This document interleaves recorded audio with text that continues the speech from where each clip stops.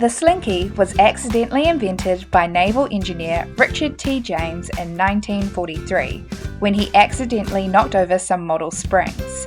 Expecting them to fall, he was amazed to see them flip end over end instead, moving as though they were walking across a surface. And thus the idea for the toy Slinky was born.